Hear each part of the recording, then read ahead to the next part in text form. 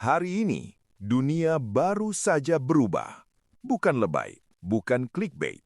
Kemarin malam, tanggal 28 Februari 2026, Amerika Serikat dan Israel secara resmi menyerang Iran. Bukan ancaman, bukan latihan, serangan sungguhan. Bom dijatuhkan di Teheran, rudal menghantam instalasi militer di seluruh penjuru Iran.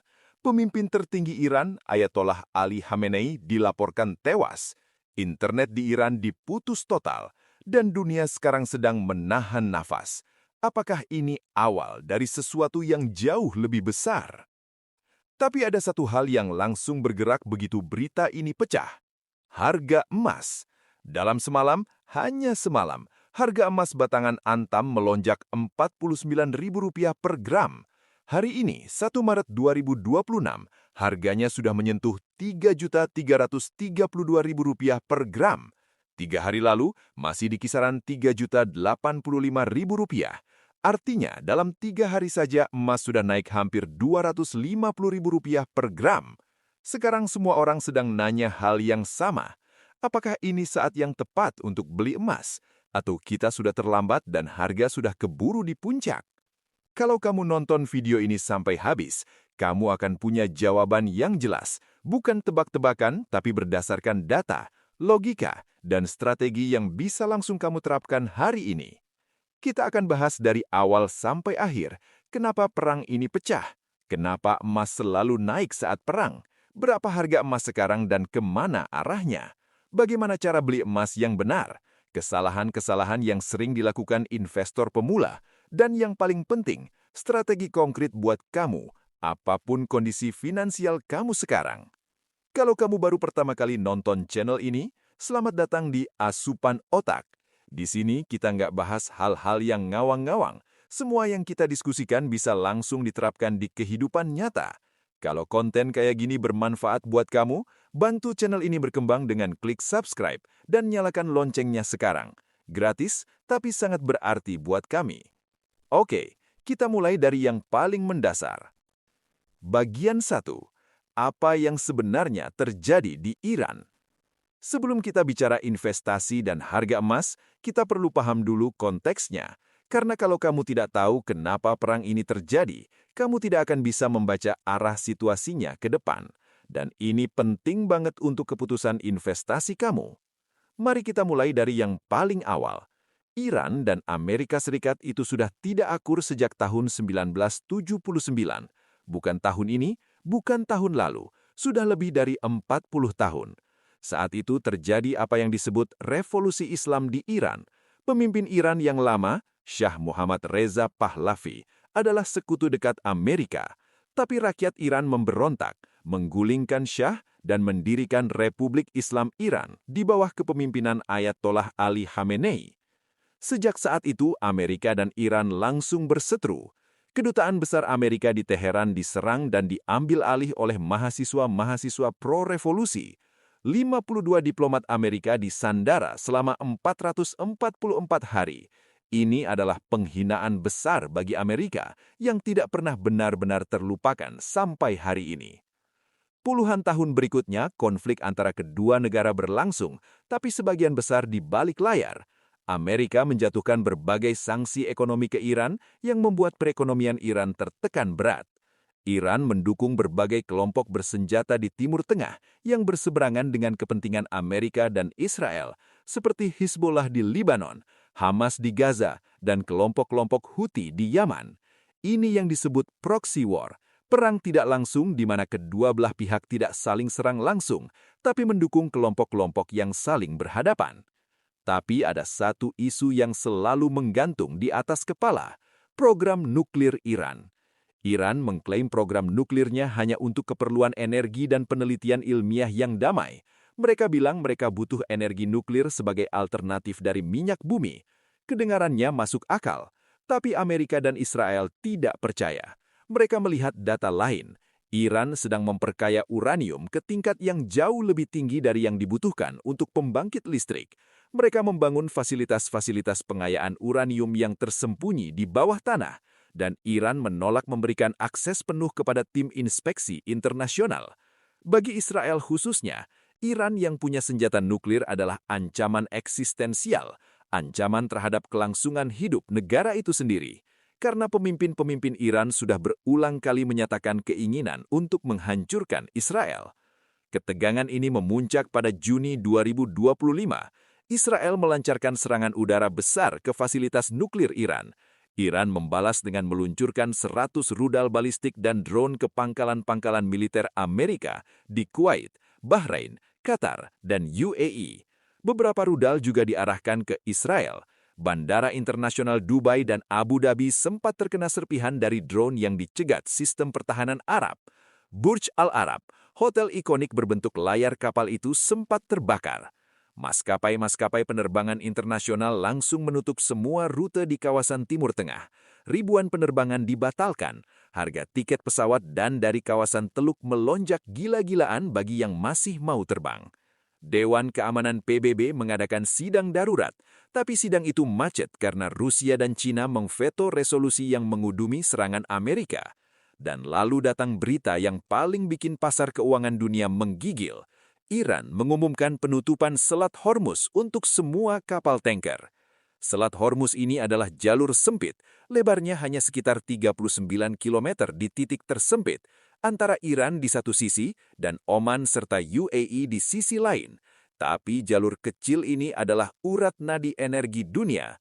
Sekitar 20% dari seluruh pasokan minyak mentah dunia melewati selat ini setiap hari, sekitar 18 juta barel minyak per hari, termasuk sebagian besar minyak yang diekspor oleh Saudi Arabia, Kuwait, Irak, dan UAE. Kalau selat ini benar-benar tersumbat, harga minyak dunia bisa melonjak 30–50% dalam hitungan hari. Sampai momen video ini dibuat, situasinya masih sangat cair dan terus berkembang. Belum ada tanda-tanda gencatan senjata.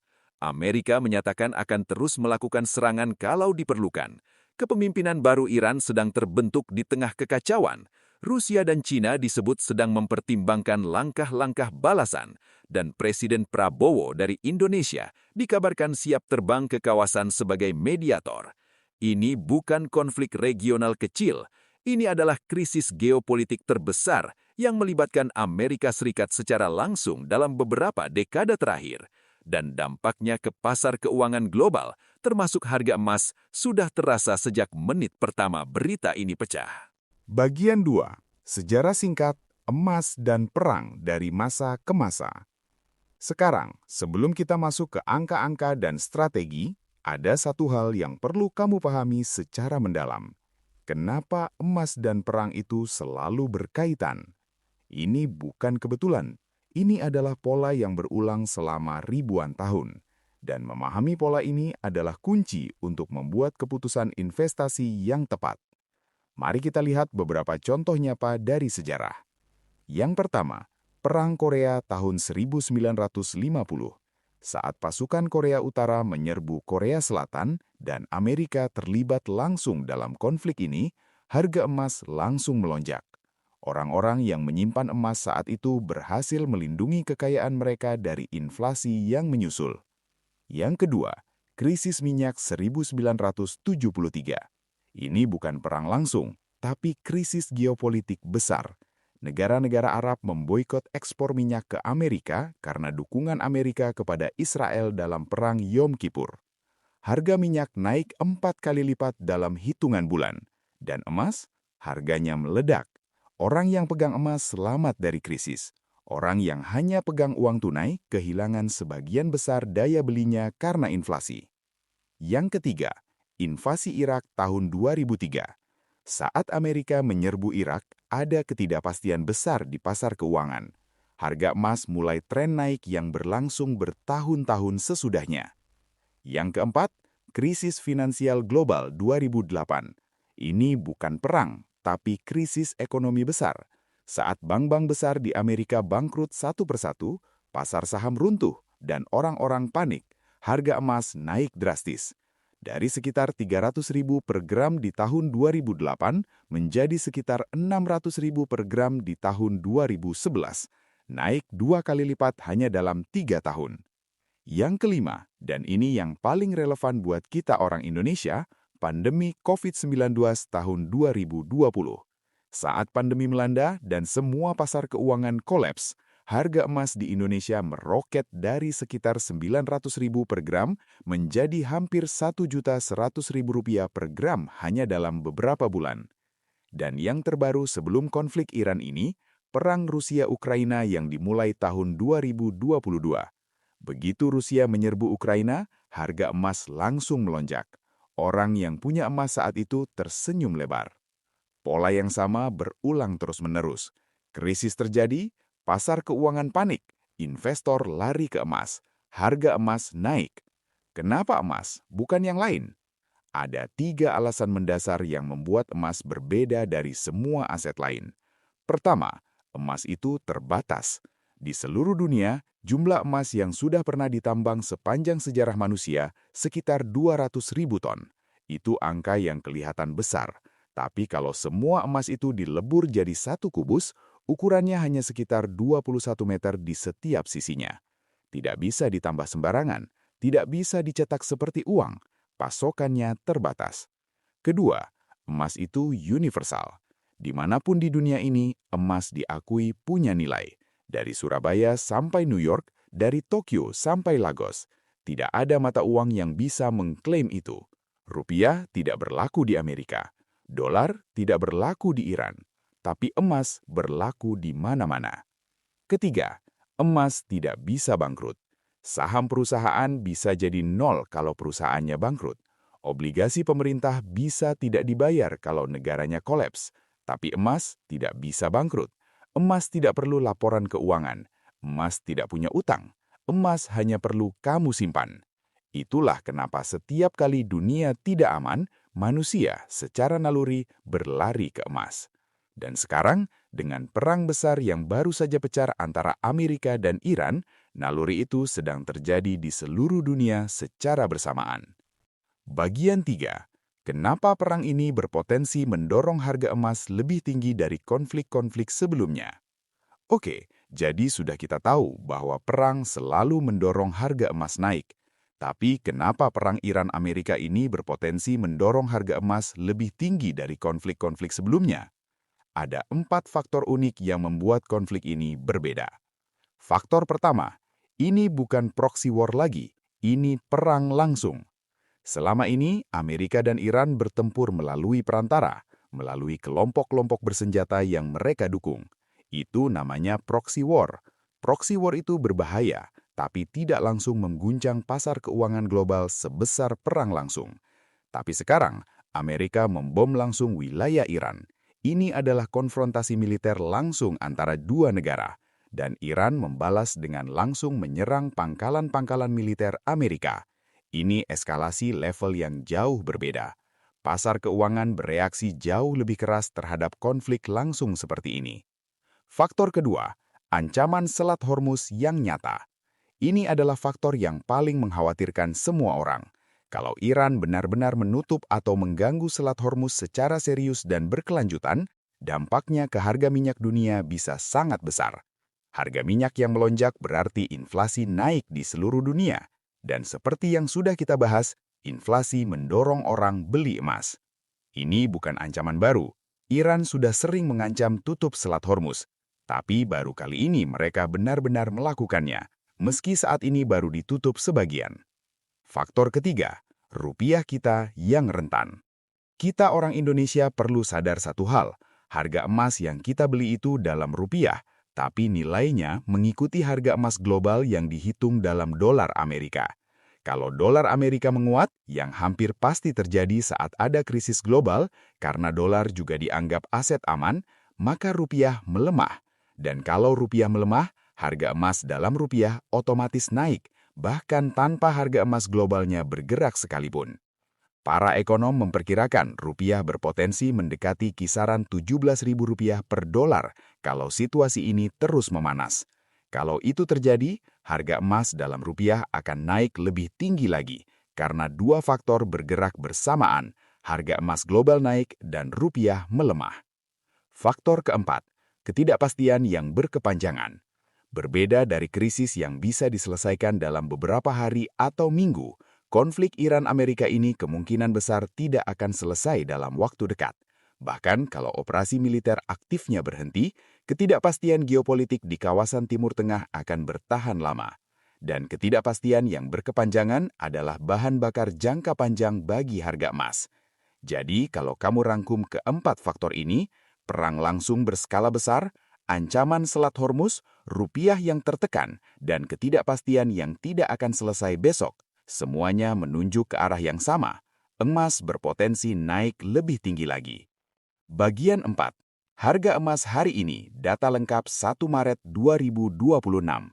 Sekarang kita masuk ke bagian yang paling konkret, angka-angka harga emas hari ini.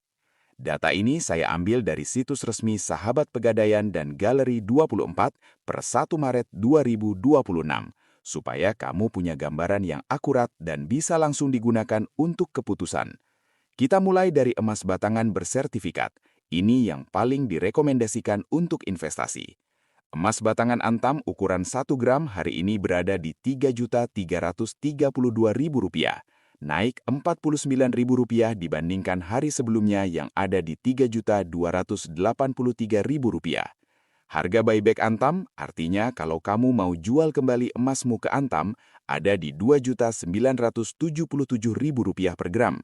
Penting untuk dicatat, selisih antara harga beli dan harga buyback itu sekitar Rp435.000. Ini yang disebut spread. Ini bukan kerugian. Ini adalah biaya yang wajar dalam investasi emas fisik, sama seperti biaya transaksi di instrumen investasi lain. Kamu baru mulai untung setelah harga emas naik melewati spread ini. Emas batangan UBS ukuran 1 gram ada di Rp3.123.000, naik Rp43.000 dari hari sebelumnya. Harga buyback UBS sama dengan antam, yaitu Rp2.977.000. Emas batangan Galeri 24 ada di Rp3.092.000 dengan harga buyback di Rp2.900.000. Kenapa harga antam lebih mahal dari UBS dan Galeri 23 meski kadarnya sama-sama 24 karat? Karena antam, singkatnya PT Aneka Tambang, adalah BUMN Indonesia yang sudah lama dikenal dan sertifikatnya paling mudah diterima di seluruh Indonesia. Brand premium ini membuat harganya sedikit lebih tinggi, tapi juga membuatnya lebih mudah dijual kembali. UBS, singkatan dari PT Untung Bersama Sejahtera. Ini produsen emas batangan swasta yang juga sudah terpercaya dan banyak dijual di Pegadaian. Galeri 24 itu adalah brand dari Pegadaian sendiri. Sekarang kita ke emas cukim 24 karat. Emas cukim adalah emas yang tidak bersertifikat, biasanya dijual di toko-toko emas di pasar tradisional. Harganya hari ini berkisar antara Rp2.468.000 sampai Rp2.930.000 per gram, tergantung toko dan lokasi. Kenapa emas cukim lebih murah dari emas batangan bersertifikat, padahal kadarnya sama? Karena tidak ada biaya sertifikasi dan tidak ada jaminan kadar yang bisa diverifikasi secara resmi. Untuk investasi jangka panjang, emas batangan bersertifikat jauh lebih aman dan lebih mudah dijual kembali. Sekarang kita ke emas perhiasan, karena banyak dari kalian mungkin punya emas dalam bentuk perhiasan, atau lagi mempertimbangkan beli perhiasan sebagai investasi. Untuk emas perhiasan, harganya sangat bervariasi tergantung kadar karat, desain, dan ongkos pembuatan. Tapi secara garis besar, per 1 Maret 2026, emas 6 karat, kadarnya sekitar 25% emas murni, harga beli berkisar Rp799.000 sampai Rp972.000 per gram. Harga buyback berkisar Rp537.000 sampai Rp680.000 per gram. Emas 8 karat, kadarnya sekitar 33%, harga beli Rp1.059.000 sampai Rp1.296.000. Buyback Rp716.000 sampai Rp906.000. Emas 14 karat, kadarnya sekitar 58,8%, harga beli Rp1.839.000 sampai Rp2.269.000. Buyback Rp1.253.000 sampai Rp1.587.000. Emas 18 karat, kadarnya 75%, harga beli Rp2.359.000 sampai Rp2.917.000. Buyback Rp1.611.000 sampai Rp2.040.000. Emas 22 karat, kadarnya 91,7%, harga beli Rp2.879.000 sampai Rp3.566.000, buyback Rp1.969.000 sampai Rp2.494.000. Emas 24 karat dalam bentuk perhiasan, harga beli Rp3.139.000 sampai Rp3.890.000, dengan buyback Rp2.148.000 sampai Rp2.720.000 per gram. Satu hal penting soal emas perhiasan, perhatikan selisih antara harga beli dan harga jual kembali. Selisihnya jauh lebih besar daripada emas batangan bersertifikat, bisa mencapai 30–40%.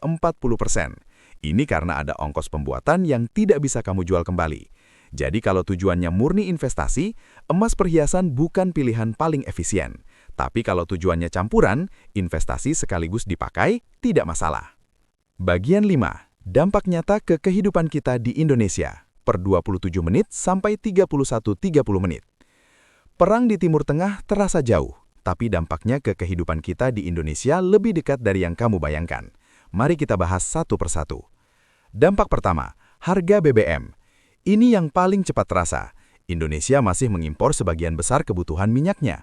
Kalau Selat Hormuz terganggu dan harga minyak muntah dunia melonjak, pemerintah punya dua pilihan, menaikkan harga BBM non-subsidi seperti Pertamax, atau menambah subsidi yang artinya anggaran negara makin terkuras. Pertamax yang sekarang harganya sekitar Rp13.000 per liter, berpotensi naik ke kisaran Rp15.000 sampai Rp17.000 per liter, kalau harga minyak dunia benar-benar meledak. Solar subsidi yang saat ini sekitar Rp6.800 per liter, juga berpotensi naik kalau pemerintah tidak sanggup menanggung selisih subsidinya. Dampak kedua, harga bahan pokok dan inflasi. BBM naik, ongkos angkut naik. Ongkos angkut naik, harga semua barang yang perlu diangkut juga naik. Sayuran dari petani di Jawa Tengah ke pasar di Surabaya jadi lebih mahal. Barang industri dari pabrik ke toko jadi lebih mahal. Sedikit demi sedikit, inflasi merangkak naik dan daya beli kita turun. Untuk keluarga dengan penghasilan pas-pasan, ini bukan angka statistik. Ini adalah berkurangnya porsi makan dan bertambahnya tagihan bulanan. Dampak ketiga, nilai tukar rupiah melemah. Saat ada krisis global, investor asing yang menaruh uang di pasar saham dan obligasi Indonesia cenderung menarik dananya pulang ke negara-negara yang dianggap lebih aman. Ini membuat nilai tukar rupiah melemah terhadap dolar. Rupiah yang melemah berarti barang-barang impor jadi lebih mahal. Indonesia masih sangat bergantung pada impor untuk banyak hal, komponen elektronik, mesin industri, obat-obatan, bahkan sebagian bahan pangan. Semua itu jadi lebih mahal kalau rupiah melemah. Dampak keempat, pasar saham Indonesia bergejolak. Buat kamu yang punya investasi di reksadana berbasis saham atau langsung beli saham, waspada. Ketidakpastian global seperti ini biasanya membuat indeks harga saham gabungan atau IHSG turun. Investor asing jual saham-saham mereka di Indonesia dan pindah ke aset yang lebih aman. Ini bukan berarti kamu harus langsung jual semua sahammu, tapi ini adalah pengingat untuk tidak terlalu agresif menambah posisi saham di tengah ketidakpastian seperti ini. Dampak kelima, untuk WNI di luar negeri, khususnya di kawasan Timur Tengah. Ada ratusan ribu WNI yang bekerja di Arab Saudi, UAE, Kuwait, Qatar, dan negara-negara Teluk lainnya. Meski negara-negara ini bukan target langsung dari konflik Iran-Amerika, beberapa misil Iran sudah menghentam dekat bandara di kawasan ini. Situasi bisa berkembang. KBRI di negara-negara tersebut sudah memperbaharui imbauan keamanan. Kalau kamu punya keluarga atau kenalan yang bekerja di sana, sekarang waktu yang baik untuk memastikan mereka mengikuti arahan dari KBRI. Jadi perang ini bukan cuma urusan geopolitik yang jauh dari kita. Ini adalah sesuatu yang akan kamu rasakan di dompet, di pom bensin, di supermarket, dan mungkin di portofolio investasi kamu. Bagian 6. Cara beli emas yang benar. Panduan lengkap step by step. Ini adalah bagian yang paling ditunggu-tunggu. Banyak orang tahu mereka harus beli emas, tapi tidak tahu caranya. Atau sudah pernah beli, tapi tidak tahu apakah caranya sudah benar. Jadi kita bahas dari nol, step by step. Tidak ada yang dilewati. Step pertama, tentukan tujuan kamu dulu.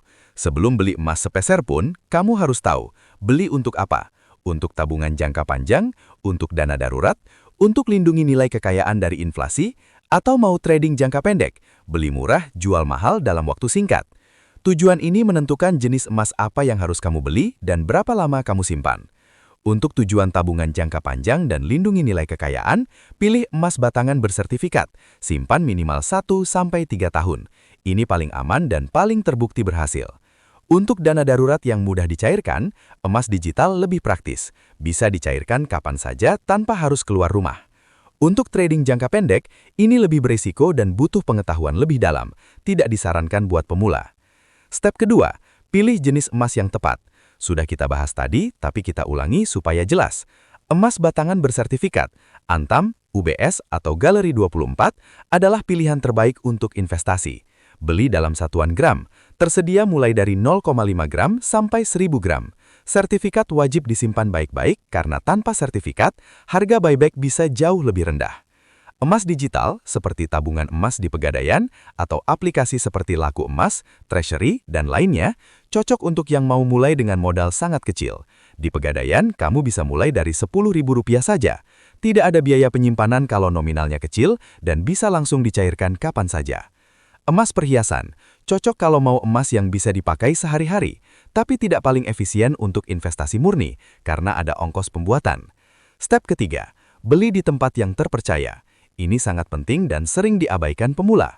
Untuk emas batangan, beli langsung di Pegadaian, toko resmi Antam, atau marketplace terpercaya yang sudah memiliki verifikasi resmi. Jangan beli di tempat yang tidak jelas. Terlalu murah dari harga pasar, kemungkinan besar itu palsu atau bermasalah. Untuk emas digital, pastikan platform yang kamu gunakan sudah terdaftar dan diawasi oleh OJK, Otoritas Jasa Keuangan. Ini adalah lembaga pemerintah yang mengawasi seluruh industri keuangan di Indonesia. Platform yang tidak terdaftar OJK berisiko tinggi, bisa saja tiba-tiba tutup dan uang kamu hilang. Step keempat, simpan dengan aman. Kalau kamu beli emas fisik dalam jumlah kecil, misalnya 1-5 gram, kamu bisa simpan sendiri di rumah, di tempat yang aman dan tersembunyi. Tapi, sertifikatnya sebaiknya difoto atau di-scan dan disimpan secara digital sebagai cadangan. Kalau sudah lebih dari 5-10 gram, pertimbangkan safety deposit box di bank. Biayanya sekitar Rp200.000 sampai Rp500.000 per tahun, tergantung ukuran box dan bank. Murah sekali untuk ketenangan pikiran. Kamu juga bisa titipkan di Pegadaian dengan program titip emas. Ada biaya titipan per gram per tahun, tapi emasmu terjamin aman dan dilindungi. Step kelima, pantau harga secara rutin. Kamu tidak perlu pantau harga setiap menit, itu malah bikin stres. Tapi pantau minimal seminggu sekali. Catat harga beli kamu, catat harga saat ini, dan lihat perkembangannya. Kamu bisa cek harga real-time di website Pegadaian, Antam Logam Mulia, atau Galeri 24. Semua tersedia gratis. Step keenam, beli bertahap, bukan sekaligus. Ini adalah prinsip paling penting dalam investasi emas. Namanya dollar cost averaging, atau dalam bahasa Indonesia kita sebut cicil beli berkala. Caranya, alokasikan sejumlah uang untuk emas setiap bulan, misalnya Rp500.000 atau Rp1.000.000, dan beli di tanggal yang sama setiap bulannya, apapun harganya saat itu. Kenapa ini lebih baik daripada beli sekaligus? Karena kamu tidak perlu menebak kapan harga di titik terendah. Kadang bulan ini kamu beli lebih mahal, bulan depan lebih murah.